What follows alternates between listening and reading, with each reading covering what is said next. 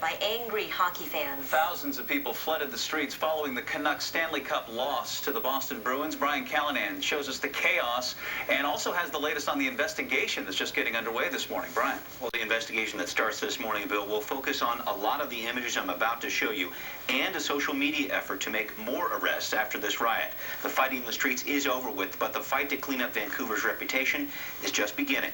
Vancouver Mayor Greg Robertson calling this a disgrace. The breaking of windows, looting, fights in the street after the Canucks lost the Stanley Cup to the Boston Bruins. A crowd of nearly 100,000 watched the loss on the big screen outside Rogers Arena in Vancouver, then proceeded to turn over or burn nearly a dozen cars. One Vancouver hospital treated nearly 100 people with tear gas-related injuries.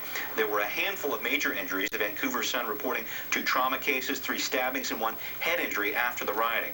Vancouver, the police this morning are reporting dozens of arrests. We actually talked with one Canucks fan a few minutes ago who lives blocks away from the arena.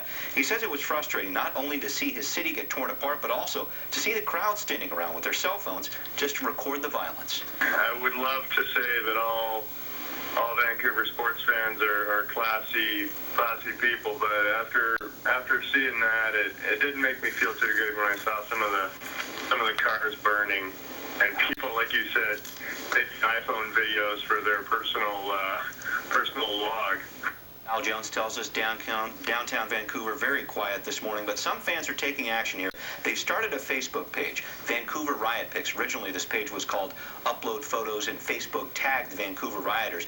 Police say they will be looking through sites like this to make more arrests. They have made several dozen, we understand, last night. There's also a Clean Up Vancouver effort going on via Facebook this morning. A lot of people, I should say, eager to honor and not disgrace a great season for the Canucks. As you remember, there was a similar scene in the city when the team lost the Stanley Cup Finals in 1994. Police tried to keep the crowds under control then and now, but simply weren't able to do it.